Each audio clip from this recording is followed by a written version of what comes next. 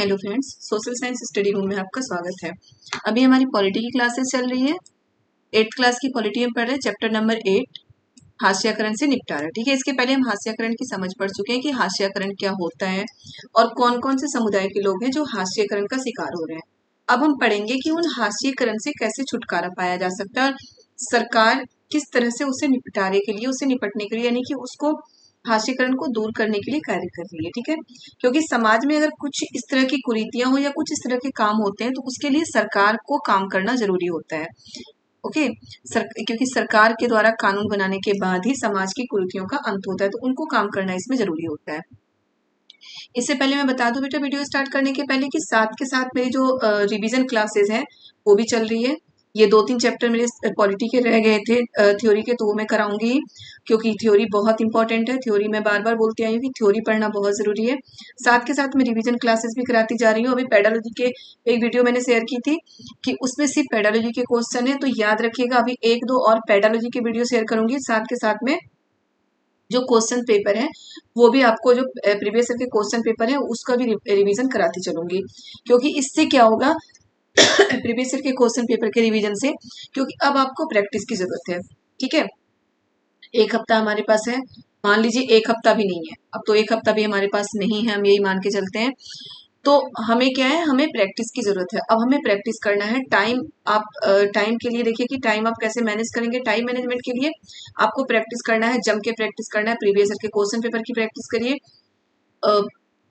Previous year के question paper की practice करना सबसे ज्यादा अच्छा होगा, क्योंकि वो क्वेश्चन आ चुका है। इससे आपको ना बहुत सारी चीजें क्लियर होगी। पहले तो पेडालॉजी क्लियर हो जाएगा, क्वेश्चन रिपीटेड भी आते हैं, रिपीट भी होते हैं, तो अगर कोई रिपीट हो तो वो भी आपका हो जाएगा। तो प्रीवियस ईयर के क्वेश्चन पेपर की प्रैक्टिस आप जरूर करें। और साथ के साथ मैं सोशल साइंस के क्वेश्चन पेपर, अभी और भी बहुत सारे वीडियो, हमारा रिवीजन वर्क चलता रहेगा 6 तारीख तक। डेली रिवीजन वर्क हमारा चलता रहेगा। 1 से 2 वीडियो मैं डेली डालूंगी आपके लिए, ताकि आपका सीटेट, जितने भी बच्चे मेरे साथ जुड़े हुए हैं सबका सीटेट बिल्कुल क्लियर हो जाए।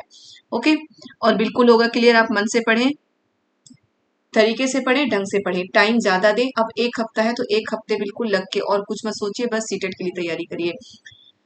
बिल्कुल जम के आपको तैयारी करनी है। ठीक है, कि सीटेट आपका क्लियर होना ही है इस बार, ये मान के करना है आपको। और बार बार बोलती हूँ कि एग्जाम के एक दिन पहले कोई टेंशन नहीं लेना, बिल्कुल टेंशन फ्री होके आपको एग्जाम देना है।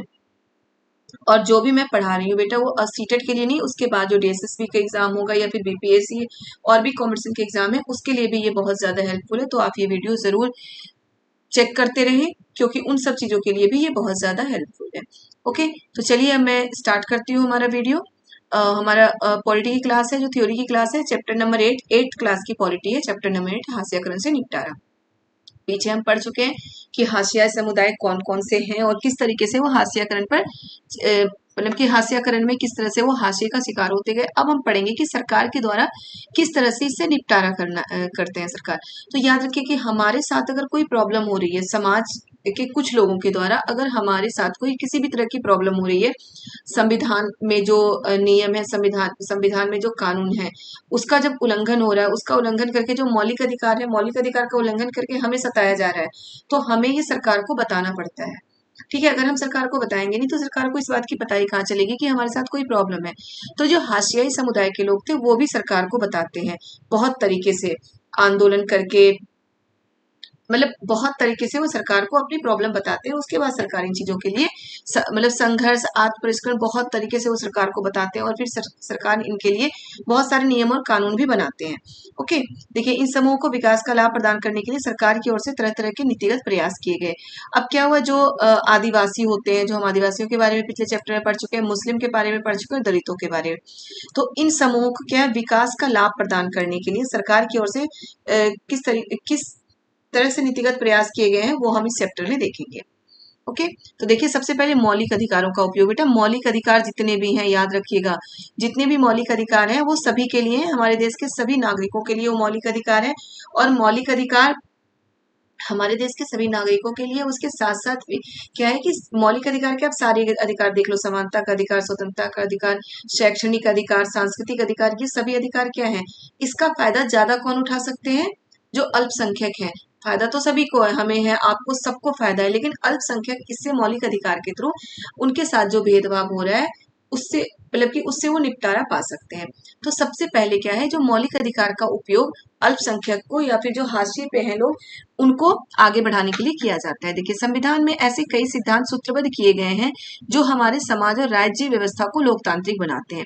बहुत सारे संविधान है हमारे संविधान संविधान में बहुत सारे सिद्धांत है, बहुत सारे कानून है जो क्या है हमारे राज्य को लोकतांत्रिक बनाते हैं। लोकतांत्रिक राज्य के लिए सबसे पहले तो समानता का अधिकार है। ओके, अब क्या है इन सिद्धांतों को मौलिक अधिकारों के जरिए परिभाषित किया जाता है। पहले बता चुकी इन सिद्धांतों क्या है, मौलिक अधिकारों के जरिए परिभाषित किया जाता है। और मौलिक अधिकार हमारे संविधान का महत्वपूर्ण हिस्सा है, याद रखिएगा।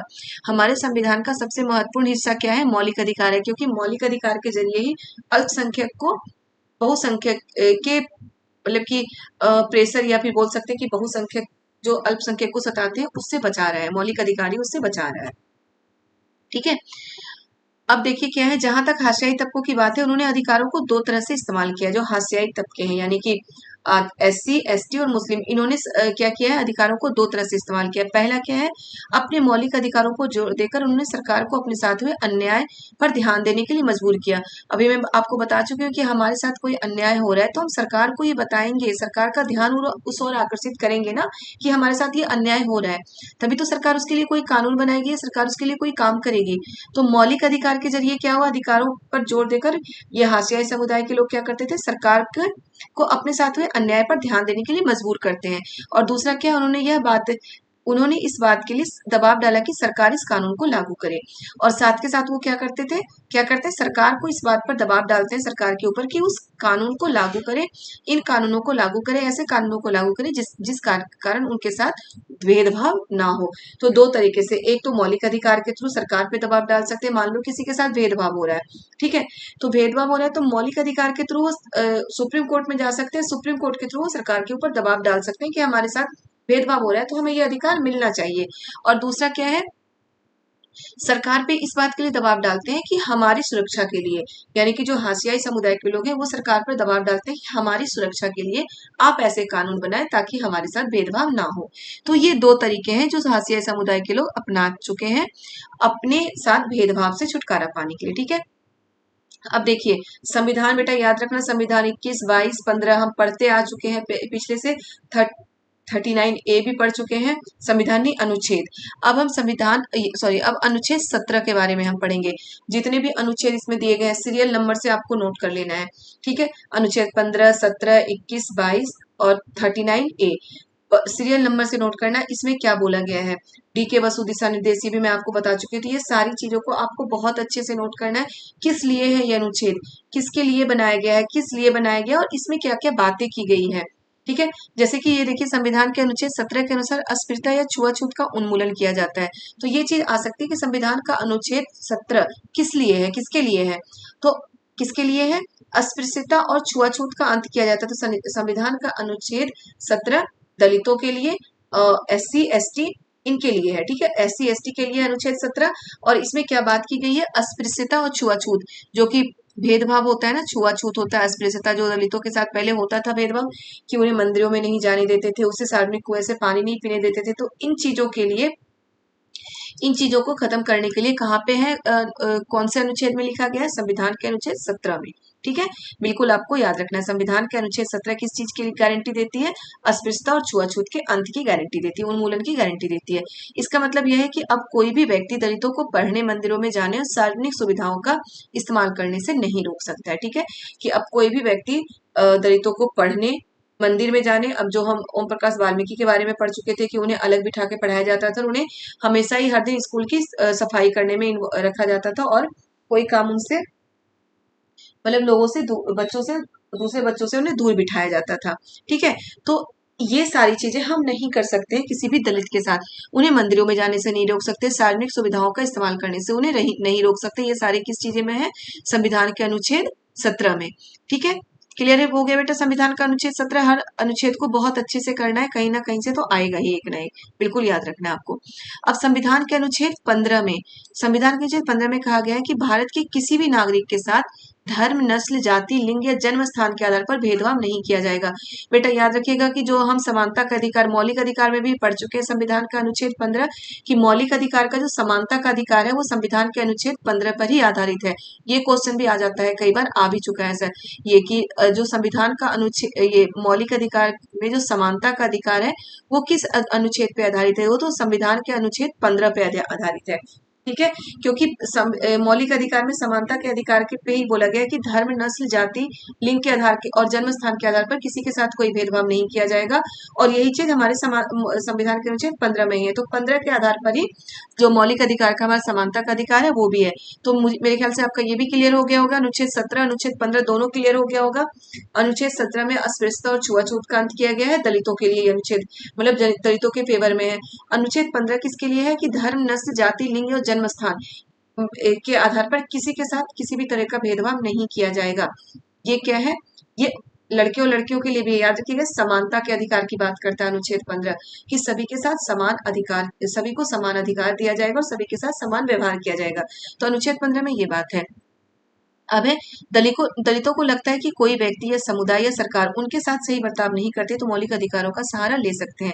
अगर दलितों को क्या लगता है कि कोई व्यक्ति, समुदाय या सरकार, याद रखिएगा सरकार के लिए भी, अगर उन्हें सरकार के लिए भी लग रहा है कि वो उनके साथ सही बर्ताव नहीं कर रही है, उनके साथ भेदभाव रख रही है, तो वो मौलिक अधिकारों का सहारा ले सकते हैं। और आपको पता है कि मौलिक अधिकारों का सहारा लेकर अगर कोई भी मौलिक अधिकार हमें नहीं मिल रहा है तो हम कहाँ जाएंगे, सुप्रीम कोर्ट में जाएंगे। ठीक है, जो छठा मौलिक अधिकार है संवैधानिक उपचार का अधिकार, तो संवैधानिक उपचार के अधिकार के थ्रू हम सुप्रीम कोर्ट में अपने मौलिक अधिकारों की मांग करने के लिए जा सकते हैं। अब है मुसलमानों तथा अन्य अल्पसंख्यक समुदायों ने भी संविधान में दिए गए मौलिक अधिकारों का सहारा लिया है। उन्होंने धर्म और सांस्कृतिक और शैक्षणिक अधिकारों की सत्ता के अधिकार पर जोर दिया है।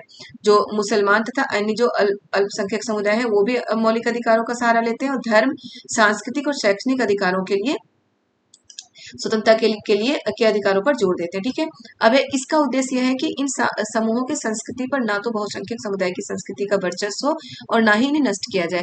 अब जो मौलिक अधिकार है जिसमें सांस्कृतिक और मतलब शैक्षणिक अधिकार है, मौलिक अधिकार का ही एक पॉइंट है सांस्कृतिक और शैक्षणिक अधिकार। इसका उद्देश्य क्या है कि इनका उद्देश्य क्या है कि जो अल्पसंख्यक समूह है, ठीक है, अल्पसंख्यक समूह के संस्कृति पर ना तो बहुसंख्यक समुदाय की संस्कृति का वर्चस्व हो, यानी कि ना तो बहुसंख्यक समुदाय की संस्कृति उसको दबा दे और ना ही वो नष्ट हो।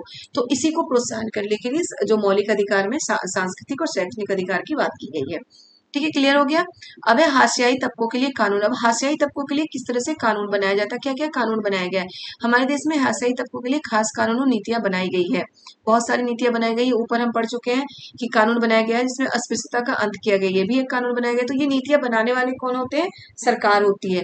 ये नीतियां बनाने वाले हमारी सरकार है। ठीक है, सामाजिक न्याय को प्रोत्साहन। संविधान को लागू करने के लिए राज्य और केंद्र सरकारें जनजातीय आबादी वाले या भारी दलित आबादी वाले इलाकों में विशेष प्रकार से योजनाएं लागू करती हैं।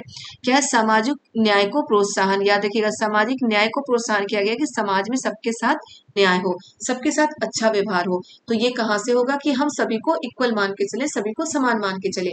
अब एक तो कानून बना के हम इन चीजों को कर सकते हैं, दूसरा हम योजनाएं लागू करके, हम नहीं सरकार दूसरा क्या कर सकती है, सरकार योजनाएं लागू करके भी कर सकती है। जैसे क्या है, संविधान को लागू करने के लिए राज्य और केंद्र सरकारें जनजातीय आबादी वाले या भारी दलित आबादी वाले इलाकों में विशेष प्रकार की योजनाएं लागू करती हैं। ठीक है, उन योजनाओं में क्या है, आप देखते होंगे बहुत सारे जो दलित लोग गांव में होते हैं जहाँ पे उनकी आबादी ज्यादा होती है, उनके लिए मकान बनवाया जाता है, टॉयलेट बनवाया जाता है, बहुत सारी सुविधाएं उन्हें दी जाती है। मुफ्त और रियायती दरों पे छात्रावास, इसी में मुफ्त और रियायती दरों पे छात्रावास की व्यवस्था की गई है, यानी कि हॉस्टल की व्यवस्था की गई है कि मुफ्त या फिर कोई बहुत कम रेंट पे उन्हें हॉस्टल दिया जाता है दलितों को और आदिवासियों को। तो याद रखिएगा ये सारी चीजें किस चीज में आती है, योजनाएं में। दूसरा चीज है कानून। सरकार कानून का भी इस्तेमाल करती है, बता चुकी हूँ कि जो इन दलितों को और हाशियाई समुदाय को हाशिए से ऊपर उठाने के लिए दो तरीके अपनाए जा सकते हैं, एक तो योजनाएं लागू करके, दूसरा कानून बना के। बिल्कुल याद रखिएगा बेटा, जो जो पॉइंट मैं बोल रही हूँ मैं वही आपको समझा रही हूँ जो कि इंपॉर्टेंट है, जो आ सकता है। एक्स्ट्रा में कुछ भी नहीं बता रही हूँ, वही सारी चीजें मैं आपको समझा रही हूँ क्योंकि टाइम कम है। अब हम एक्स्ट्रा अगर पढ़ते जाएंगे तो हमारा नहीं हो पाएगा, इसलिए मैं वही सारी चीजें आपको बता रही हूँ। दो तरीका क्या है, योजनाएं लागू करना और कानून बनाना। ये दोनों काम कौन करेंगे, सरकार के द्वारा होता है। अब है आरक्षण की व्यवस्था इसी तरह का महत्वपूर्ण कानून है। ठीक है, अब योजनाओं में तो देखिए क्या है, मुफ्त और रियायती दरों पे छात्रावास, ये कोई कानून नहीं है। ठीक है, मुफ्त और रियायती दरों पे छात्रावास कोई कानून नहीं है। जो योजना है कि दलितों के लिए फ्री का घर दिया जाए, घर बना के दिया जाए, टॉयलेट बनवाए जाए गांव में, ये भी कोई कानून नहीं है, ये भी क्या है, एक योजना है। ठीक है, और एक बहुत सारे योजनाएं होती है दलितों के लिए जो मतलब कि मुफ्त में मुफ्त में कम कीमत पे उन्हें राशन मुहैया कराया जाए। तो ये सब क्या होता है, ये सब योजनाएं, ये सब कानून नहीं है। कानून क्या है, कानून ही बनाया जाता है। कानून है आरक्षण की व्यवस्था इसी तरह का एक महत्वपूर्ण कारण है, कानून है, सॉरी। आरक्षण की व्यवस्था क्या है, एक महत्वपूर्ण कानून है जो दलितों मतलब SC ST के लिए आरक्षण की व्यवस्था की गई, जो एक महत्वपूर्ण कानून है और नीति है।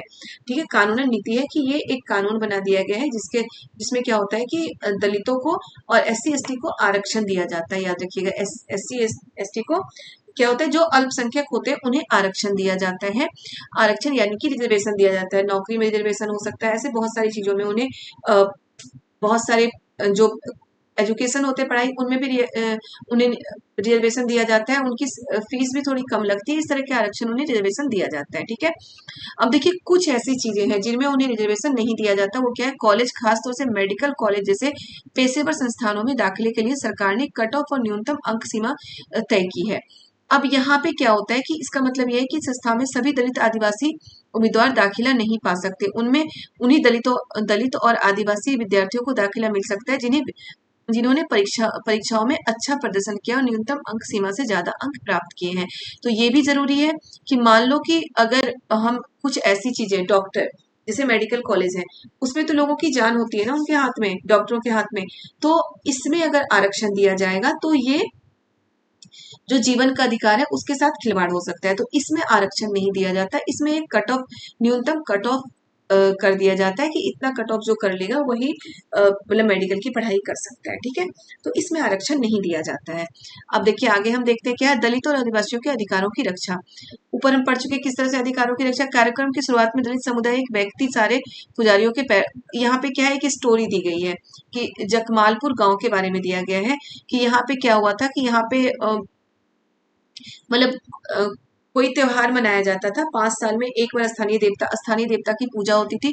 उसमें क्या होता था कि 20 गांव के पुजारी इकट्ठा होते थे और जो दलित होते थे, दलित समुदाय का कोई एक व्यक्ति उन पुजारियों के पैर धोता था और उस पानी से नहाता था। ठीक है, तो उसमें से एक रत्नम है, रत्नम जो 20 साल का लड़का है, इसके साथ मतलब कि इसे इस बार इसका नंबर था कि ये पुजारियों के पैर धो के उससे नहाएंगे, तो ये इस काम करने के लिए मना कर देता है क्योंकि ये पढ़ा लिखा है और एक इंजीनियरिंग की पढ़ाई कर रहा है वो पास ही के कॉलेज में। तो जो ऊंचे तबके के लोग हैं वो बोलते हैं कि ये पढ़ लिख रहा है इसलिए इसे ये इस तरह से हरकतें कर रहा है, और इस चीज के लिए बहुत ज्यादा वहां पे लड़ाइयां होती है। रत्नम के घर को भी जला दिया जाता है, फिर वो सुप्रीम कोर्ट में जाता है और अपने अधिकार की मांग करता है। रत्नम के परिवार का बहिष्कार भी कर दिया जाता है वहां पे। फिर लेकिन सुप्रीम कोर्ट क्या करती है, उसे सुप्रीम कोर्ट में जाके देखिए उसने अनुसूचित जाति और अनुसूचित जनजाति अधिनियम अत्याचार निवारण अधिनियम 1989 के तहत स्थानीय थाने में मामला दर्ज किया। बेटा ये क्वेश्चन कई बार आ चुका है कि 1989 के तहत जो अत्याचार निवारण अधिनियम है वो किसके लिए है, तो वो अनुसूचित जाति और अनुसूचित जनजाति के लिए है कि अनुसूचित जाति और अनुसूचित जनजाति के लिए अगर कोई गलत मतलब कोई अत्याचार कर रहा है, उनके साथ अगर कोई गलत व्यवहार कर रहा है तो उसके थ्रू वो कोर्ट में जाकर अपने अधिकार की मांग कर सकते हैं। तो बिल्कुल बहुत अच्छे से इसे ध्यान में रखना, ये क्वेश्चन 2 बार 3 बार तो आ चुका है। तो रिपीटेड क्वेश्चन जो होते हैं वो फिर से रिपीट होते हैं, और रिपीटेड क्वेश्चन वही होता है जो बहुत ज्यादा इंपॉर्टेंट होता है। तो याद रखिएगा कि अनुसूचित जाति अनुसूचित जनजाति अधिनियम बहुत ही इंपॉर्टेंट है। बहुत कब हुआ था, 1989 में हुआ था। और इसे अत्याचार निवारण अधिनियम भी बोलते हैं कि जो अनुसूचित जाति अनुसूचित जनजातियों के साथ जो अत्याचार होता है उसके निवारण के लिए ये अधिनियम लागू किया गया था। ठीक है, अब अनुसूचित जाति अनुसूचित जनजाति अधिनियम जिसे अत्याचार निवारण अधिनियम भी कहते हैं, कब लागू हुआ, 1989 में। यह कानून 1989 में दलितों तथा अन्य समुदायों की मांगों के जवाब में बनाया गया था। यानी कि दलितों तथा अन्य समुदायों ने अपनी मांग की थी कि हमें अधिकार दिया जाए, हमारे साथ अत्याचार ना हो, तो उसी के जवाब में ये कानून बनाया गया था। ठीक है, देखिए 1970-1980 के दशकों में आदिवासियों ने भी खुद को बड़े पैमाने पर संगठित है। इसमें क्या हुआ, जो दलित थे, आदिवासी थे और बहुत मतलब जिनके साथ अत्याचार हुआ था, बहुत सारे लोगों ने मिलकर इस चीज को मतलब कि सरकार तक ये बात ले गए और उसके बाद 1989 में ये कानून लागू किया गया। अब देखिए ये है कि इस कानून में कई स्तर से के अपराधों के बीच फर्क किया गया है। बिल्कुल इसे बहुत अच्छे से समझना है आपको। क्या है, इस कानून में कई स्तर के अपराधों के बीच फर्क किया गया है। पहला क्या है, इसमें शारीरिक रूप से खौफनाक तथा नैतिक रूप से निंदनीय अपमान के स्वरूपों को सूची दी गई है। मतलब शारीरिक रूप से खौफनाक और नैतिक रूप से निंदनीय अपमान, यानी कि मानसिक प्रताड़ना भी अगर किसी के साथ दी जाती है उसकी सूची दी गई है। उसकी सूची में क्या है, इसका मकसद ऐसे लोगों को सजा दिलाना है, मतलब जो लोग इस तरह के काम करते हैं उनको सजा दिलाना है।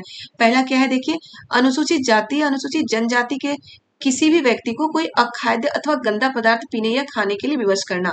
जो ऊपर हम रत्नम की स्टोरी में पढ़ चुके हैं उसमें क्या था कि पैर धो के उस पानी से नहाना है, तो ये भी तो एक गंदा पदार्थ ही हुआ ना कि पैर धो के उस गंदे पानी से नहाना है। कहीं कहीं क्या होता था, उस पानी को पीना पड़ता था। तो ये चीज नहीं कर सकते। अगर ये चीज कोई करेगा तो उसके लिए क्या होगा, उन्हें सजा मिल सकती है। दूसरा हमारा क्या है, अनुसूचित जाति, अनुसूचित जनजाति के किसी भी व्यक्ति को नंगा करते हैं या उसे नंगा घुमाते हैं या उसके चेहरे पर, देह पर रंग लगाते हैं या कोई और ऐसा कृत्य करते हैं जिससे उसे मानवीय प्रतिष्ठा के अनुरूप नहीं है, यानी कि उनको मानसिक प्रताड़ना देते हैं किसी भी तरीके से अनुसूचित जाति और अनुसूचित जनजाति को, तो ये भी क्या है, ये भी कानूनन अपराध है और इसके लिए भी उन्हें सजा मिल सकती है। ये तो पहले क्या है, इसमें शारीरिक, पहले में क्या है शारीरिक रूप से खौफनाक। अब दूसरे में क्या है, इसमें ऐसे कृत्य की सूची, पहले में क्या है शारीरिक रूप से खौफनाक, यानी कि शारीरिक रूप से कोई भी उनके साथ किसी भी तरह का भेदभाव नहीं कर सकता। अब दूसरा क्या है, इसमें ऐसे कृत्य की सूची दी गई है जिनके जरिए दलितों और आदिवासियों को उनके साधारण संस्थानों से वंचित किया गया है। ठीक है, साधारण संस्थानों से वंचित किया गया है, जैसे क्या है, या उनसे गुलामों की तरह काम करवाया जाता हो, यानी कि उनसे बेगार करवाया जाता हो। ये सूची दी गई है दूसरे, पहले में तो शारीरिक रूप से खौफनाक और नैतिक रूप से निंदनीय, यानी कि मानसिक और शारीरिक प्रताड़ना नहीं दे सकते। दूसरे में क्या है कि उनके साधारण संसाधनों से उन्हें वंचित किया जाता है, यानी कि जिन संसाधनों का उपयोग दूसरे लोग कर रहे हैं उनसे अनुसूचित जाति और अनुसूचित जनजातियों को अगर वंचित किया जाता है तो वो बातें की गई हैं। देखिए पहला क्या है, अनुसूचित जाति, अनुसूचित जनजाति की किसी भी व्यक्ति के नाम पर आवंटित की गई या उसके स्वामित्व वाली जमीन पर कब्जा करता है या खेती करता है या उससे अपने नाम पर स्थानांतरित करवा लेता है तो उसे सजा दी जाती है। बेटा याद रखिए, इसे नॉन सेलेबल जमीन कहते हैं। जो अनुसूचित जाति और अनुसूचित जनजाति के नाम से जमीन होती है उन्हें नॉन सेलेबल जमीन कहते हैं, यानी कि ये बिक नहीं सकता। ठीक है, तो वो अगर कोई खरीदता है तो वो आगे चल के दोबारा उसी के नाम हो सकता है अगर वो कोर्ट में चला गया। ठीक है, तो ये कानून बनाया गया था, ये कानून बनाया गया है क्योंकि क्या होता था पहले कि उन लोगों पे दबाव डाल के उसकी जमीन को अपने नाम करवा लिया जाता था या फिर उस पर कब्जा कर लिया जाता था, इसलिए उन पर दबाव डाला गया है। दूसरा, अनुसूचित जाति, अनुसूचित जनजाति की किसी भी महिला को अपमानित करने के लिए उस पर हमला करते या उसके साथ जोर जबरदस्ती करते, तो ये सारे क्या है, अनुसूचित जाति अनुसूचित जनजाति अधिनियम, जिसे क्या बोला गया है 1989 में लागू किया गया था, जिसे क्या बोला गया, अत्याचार निवारण अधिनियम। तो इनमें ये सारी चीजें 1 2 3 4 ये चीजें दी गई है, तो इसे बहुत अच्छे से आपको समझ लेना है, इंपॉर्टेंट है। कहीं से भी आ सकता है, कुछ भी आ सकता है, मैं बार बार आपको बोल रही हूँ। इसमें ये आ सकता है कि इसमें से कौन सा नहीं है, उसके लिए आपको सारे पॉइंट पढ़ना होगा, तब तो आप निकाल पाओगे कि कौन सा नहीं है। अब है आदिवासियों की मांगे और 1989 का अधिनियम। 1989 का अधिनियम में हम ऊपर से पढ़ते आ रहे वही है, अत्याचार निवारण अधिनियम। अब आदिवासियों के साथ क्या भेदभाव हो रहा था, हम पीछे पढ़ चुके हैं ना। उनके साथ क्या होता था, उनकी जमीनें छीन ली जाती थी, उन्हें बेदखल कर दिया जाता था, निकाल दिया, और सरकार, आम जनता सभी कर रही थी ये चीजें। ठीक है, देखिए क्या है, 1989 का अधिनियम एक और वजह से महत्वपूर्ण है। आदिवासी कार्यकर्ता अपनी परंपरागत जमीन पर अपने कब्जे की बहाली के लिए इस कानून का सहारा लेते हैं। ठीक है, अपने परंपरागत जमीन पर, जो मैं आपको अभी बोल चुकी हूँ कि अगर हम एसटी की जमीन को खरीदते हैं, वो नॉन सेलेबल जमीन माना जाता है। अगर हम उसकी जमीन को खरीदते हैं तो वो कोर्ट में जाकर अपनी जमीन को वापस ले सकता है। ये इसलिए होता है क्योंकि उनके साथ बहुत ऐसी मतलब की घटनाएं हो चुकी हैं कि उनकी जमीन को जबरदस्ती कब्जे में किया गया हो या अपने नाम से करवाया गया था, इसलिए ये कानून बनाया गया था। तो 1989 में ये भी है कि आदिवासियों को उनके परंपरागत जमीन पर अपने कब्जे की बहाली के लिए इस कानून का सहारा आदिवासी ले सकते हैं। संवैधानिक रूप से आदिवासियों को जमीन को किसी गैर आदिवासी व्यक्ति को नहीं बेचा जा सकता। जहां ऐसा हुआ है वहां संविधान की गरिमा बनाए रखने के लिए उन्हें जमीन वापस मिलनी चाहिए। याद रखिएगा, उसे जमीन वापस मिली भी है। तो ये सारी चीजें क्या है, SC ST जो कानून है 1989 का जो कानून है, अत्याचार अत्याचार निवारण अधिनियम, उसमें ये सारी बातें की गई है, बहुत इंपॉर्टेंट है, आपको बहुत अच्छे से समझना है और समझ के इसको दिमाग में बिल्कुल बिठा लीजिए। ठीक है, तो बेटा ये हमारा ये चैप्टर भी पूरा हो गया। हम मैं आपको अभी जैसे बता चुकी हूँ कि साथ के साथ मैं रिवीजन वर्क भी कराती जा रही हूँ। अब मेरे 2 चैप्टर रह गए हैं पॉलिटी में, जो मैं करा लूंगी फटाफट, कल तक हो जाएगा। और साथ के साथ हमारा रिवीजन वर्क भी चल रहा है, तो रिवीजन वर्क आप जरूर देखते रहें, बहुत इंपॉर्टेंट है। अब हमें लग के रिवीजन करते रहना है, प्रैक्टिस करना है हमें, याद रखिएगा टाइम भी मैनेज करना जरूरी है। तो आप प्रैक्टिस करिए, बिल्कुल प्रीवियस ईयर के क्वेश्चन पेपर की प्रैक्टिस करिए, जिससे आपका टाइम मैनेज हो जाएगा। ठीक है, और बहुत अच्छे से तैयारी करिए आप। और जिन्होंने अभी तक मेरे चैनल को सब्सक्राइब नहीं किया, वो याद रखिएगा चैनल को सब्सक्राइब कर दीजिए, क्योंकि ये आपके फ्यूचर के लिए भी जरूरी है। अभी आप डीएसएसबी की तैयारी करेंगे, उसके लिए भी इस चैनल पे बहुत अच्छे अच्छे वीडियो आएंगे। और बीपीएससी की तैयारी करने वाले बच्चे भी चैनल को जरूर सब्सक्राइब करके रखें, ताकि मैं अब बीपीएससी के भी वीडियोस डालना स्टार्ट करूंगी सीटेट के बाद, क्योंकि अभी मैं सिर्फ सीटेट की तैयारी करा रही हूँ, ताकि मेरा फोकस सिर्फ ये है कि जो भी बच्चे मेरे साथ जुड़े हैं सबका सीटेट क्लियर हो जाए। ठीक है, ओके बच्चों, तो चलिए बाय बाय। अगर आपको वीडियो पसंद आए तो लाइक जरूर करिएगा। ठीक है, वीडियो को ज्यादा से ज्यादा शेयर करिए, कमेंट करिए। Bye bye.